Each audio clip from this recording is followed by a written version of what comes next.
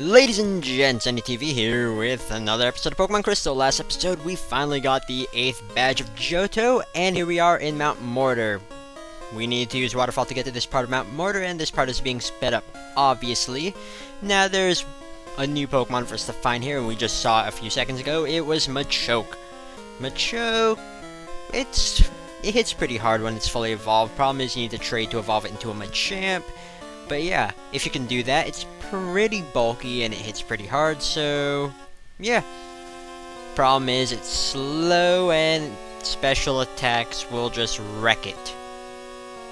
But yeah, the reason why I'm here in Mount Mortar, I don't know why it took me so long to hit Surf, but yeah, the reason I'm here in Mount Mortar is because there's a lot of good items here, and also because there's a thing for me to get here. I mean, it's optional, but it's still, I want to explore as much of this place as I can before, well, I'm gonna be exploring all of it, but yep, I just want to finish this up before I actually continue on with the game. Because, yeah, all that's left for us is a Pokemon League after this. But, yeah, now that that's done, I guess I can just talk about some random topic, since we're here in Mount Mortar. Something I never really talked about in this game was how catching Pokemon works. Oh, hello, Seeking. But yeah, catching Pokemon, there's a certain formula that goes with it.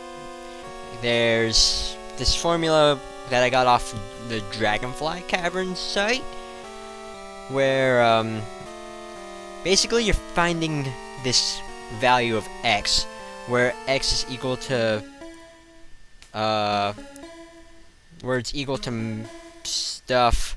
Hold up, I'm reading this off a piece of paper, because I wrote this down.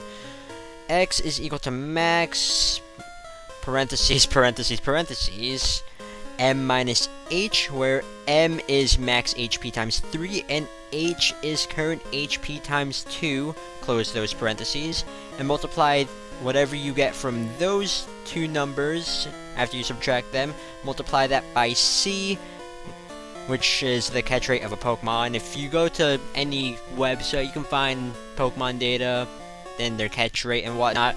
The number will never go below 3, which is the hardest catch rate to get, or hardest catch rate for a Pokemon. Usually restricted for things like legendaries and whatnot, and Beldum.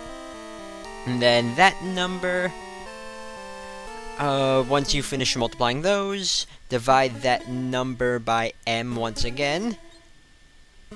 And yeah, M, comma 1. So I guess I don't know, this formula is really weird. I got this off Dragonfly Cavern, but yeah. So once you have that, you're gonna close parentheses a third time, and then add S, which is the status multiplier that you get whenever you inflict a status on a Pokemon. But I will actually talk about what X is in quite a bit, because we're actually near the thing that I'm here to get. But yeah, it's a pretty interesting formula, and if I remember, I'll put it in the video description. So yeah, I'll link the site where I got the formula to. But on with what I'm actually here for. This guy, hey, it's the Karate King. He trains here alone, and he's gonna battle us. Now, apparently this is the same Karate King from Red, Blue, and Yellow, and his name here is Kyo, but apparently in Fire and Leaf Green he has a different name, so I don't know what's up with that, but yeah. Here he has himself a Hitmonlee and a Hitmonchan. And Hitmonlee is a cool Pokemon. I really like Hitmonlee a lot. But yeah, that Hitmonlee went down pretty good, or pretty fast. Pretty good and fast. Hitmonchan. Okay then. Hitmonchan is not that good in this generation. It's not until 4th generation where it actually gets decent, because the elemental punches become physical attacks in that game. But yeah, here in this game there's special attacks, and Hitmonchan does not have the best special attack. I mean, Mach Punch, that's gonna hurt. I mean, it also helps that Hitmonchan got Iron Fist as an ability in 4th generation as well, but yeah. So, he's done. Easy, right? Now, I think in Gold and Silver, Black Belt Kyo is the only trainer in Mount Mortar. I mean, yeah, in Gold and Silver, but in Crystal there's other trainers. But yeah, after defeating him, he's gonna give us a Tyrogue. You could get one from the Odd Egg in Crystal before Goldenrod, but here, if you're playing Gold and Silver, this is the first time you can get Tyrogue. So I'll talk about it a bit before I continue talking about the catch rate formula. Because Tyrogue is an interesting Pokemon. I was actually planning on using Tyrogue for my team, but yeah, back to speeding up, and Tyrogue is a strange Pokemon. It evolves at level 20 into either Hitmonlee, Hitmonchan, or Hitmontop. It evolves into Hitmonlee if its attack stat is higher than its defense stat, and it evolves into Hitmonchan if its defense stat is higher than its attack stat, and it evolves into Hitmontop if both of those stats are equal when it evolves, or when it reaches its level of evolution. So yeah, interesting, but eh. Anyways, back to the catch rate formula. Remember how I said that X is the number that you want to find? Well, X is pretty much the final catch rate, and X is going to be a number out of 255 based on the formula where X equals all that random stuff. But yeah, if anything is higher than 255, then it's just going to lower down to 255. But yeah. So the final catch rate formula after you find X is going to be X plus 1, and that number is going to be divided by 256. So say you get 255, multiply that, or add 1 to that, and then divide by 256, and that's going to be a guaranteed capture. So basically, the closer X is to 255, the higher chance you have of getting a captured Pokemon. Interesting thing, or interesting stuff, but yeah. And I don't know if I was completely accurate because this formula, I don't know where the comma 1 goes. Oh, another thing I have to mention with C, where it's the catch rate of the Pokemon, those apricorn balls that Kurt makes, they affect C, the C number. Like how the love ball multiplies by 7 if you're fighting a Pokemon that's opposite gender. Yeah, it multiplies that number. It multiplies the C number by 7. So yeah, I mean, that's what makes the heavy ball so awesome, because it adds that number, or it adds that number instead of multiplying. But yeah, interesting things. And I believe the formula was changed up a bit in the later generations, but we can go over that later on when I actually LP the later generations, because that's a thing I plan on doing.